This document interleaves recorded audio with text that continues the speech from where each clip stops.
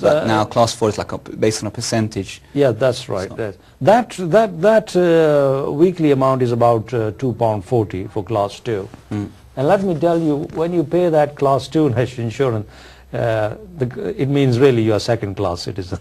Yeah, you're not going to get much out of that. Right. I mean, don't expect to get much out of £2.40 or something like that. That's right. Yeah.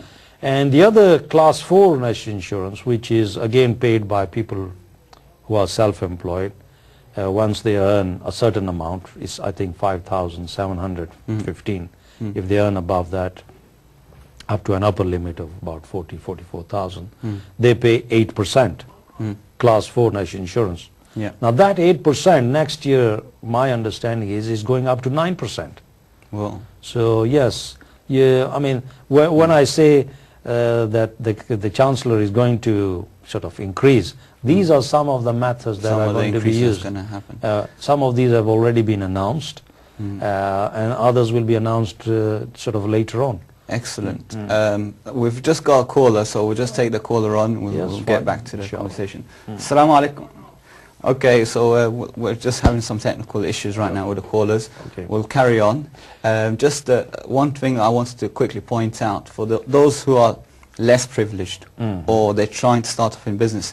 Like you said, something about small income exemptions that was announced. Now, I heard, because I've done a bit of research, and I ended up in a seminar organised by the Inland Revenue, well, they're not called the Inland Revenue anymore. HM Revenue. I can never get that. And what they said, that you can actually be exempt from paying national insurance. Yes. If you can get this exemption certificate. So people don't need to worry about all these extra expenses in starting up a business. They can actually start pretty much at a very, very low amount and just build the business up, and once they start earning over £6,000, then they can start making that small contribution of £2.40 a week. No, that £2.40, it's actually, the figure is slightly lower. They call it small earnings exemption. It's not 6,475. Right. It's actually less than that. It's the figure, I think, is more like maybe £4,500 to £5,000. So you can apply for exemption to pay for class 2 NIC. But my view on this is very, very clear, Sammy. I always encourage my clients that, look, you should not rely on the state. You should be able to stand up on your own feet. And you know, we as an Islamic society, as Muslims, we are encouraged not to be dependent, but to be independent. And you know, there's a hadith of Rasulullah that the upper hand is better than the lower hand. The upper hand means the one that gives. So really, that's where we should be aiming for. We as a community here in the UK, my advice to our community is, look, you should be targeting and you should pulling yourself up and to be able to stand up and to be contributing into the community, contributing into the economy, right, rather than be taking from the economy. So yeah, but initially, yes, there might be circumstances where, you know, you have to have some state support, and that is still available. Even when you are self-employed, for example, there are things like working family tax credit, children's tax credit. These are available for you. But our idea should be really to get away from that as soon as we possibly can. So even if we make profits and we end up paying taxes at 20%, 40%, 50%, well, so what? You know, this is my view on the matter. If you pay 50%, well, you're paying 50 pence in the pound, you still got 50 pence for yourself. So, you know, it's better than nothing. Absolutely. So on that aspect, I think we should all be taking a sort of a positive view. We are here, this is the system which we have to follow. Yes, let us sort of utilize the system to do the best of our advantage. But we must sort of try and get away from this, what I call the dependency culture.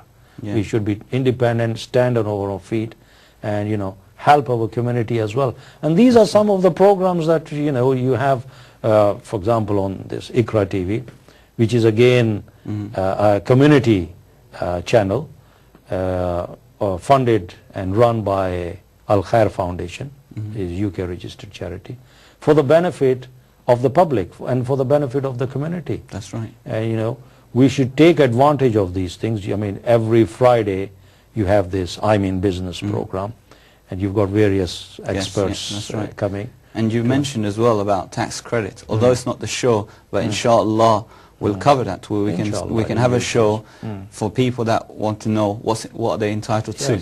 Yes, right. Yes. But very shortly, if people just want to see what they're entitled to, there is a website called entitled2.com. I think it's .gov or .uk. But if you just type entitled2.com in Google, inshallah, it would actually give them the site. It's organized by the government, by the not Inland Revenue, Department of Work and Pension. Yes. And they basically tell them what support they can get while they're running up while they're starting up a business. Yes, yes. And also, just now that you've touched this, there are also other organizations and institutions and other charities as well. For example, you have the Princess Trust that provides training.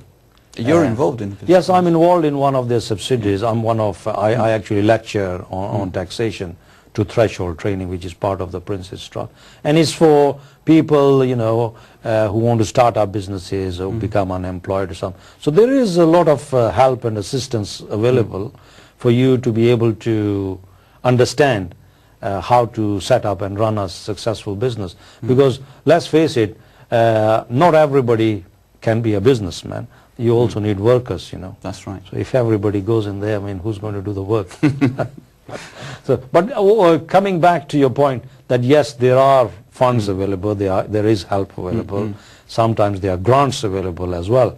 There's £800 actually. It was announced last year in April. £800 for people to just get off the register and start their own business as a grant. Yes, so this is like an incentive for them. It's not much, but it's a start. Yeah, well, it gets the ball rolling. Yeah, that's what it should be. So you've covered, you know, personal allowance, right? That's for an individual, but for a company, there's other allowances, isn't there? There's something called annual investment allowance. Yes, that's right.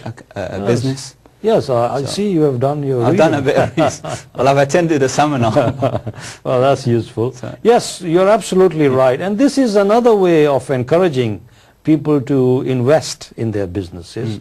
Now, up to the end of this tax year, the annual investment allowance, as you say, it was £50,000. That's right. So you could buy something new computers in your business, they call it plant and machinery. It doesn't mean flowers and, you know. You can't buy a car for that money. Well, not a car, but, you know, if it's a commercial vehicle, it's a van, then that still qualifies. In fact, you touch on this, the budget, in budget there's a special category of green cars, which are environmentally friendly, which run on electricity. Right. And the Chancellor has been quite generous on that it will not be taxed very, very heavily. So it's encouragement to businesses to invest perhaps in these sort of vehicles. And if they are commercial vehicles, you are able to claim 100% allowances on that. Right. And this year I said the allowance is up to £50,000. And from April, 6th of April for individuals and 1st of April, the allowance is going to be £100,000.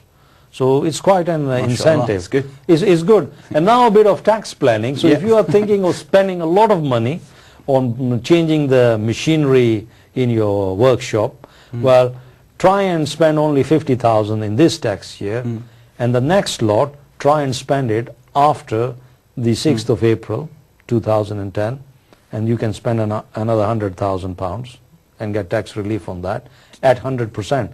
So really you could end up spending £150,000 within the month of April and get tax relief at 100% on all of that, providing of course it is what we call a qualifying expenditure. Do you know, it's a real sign of relief for me, because I was getting worried for a moment, you know.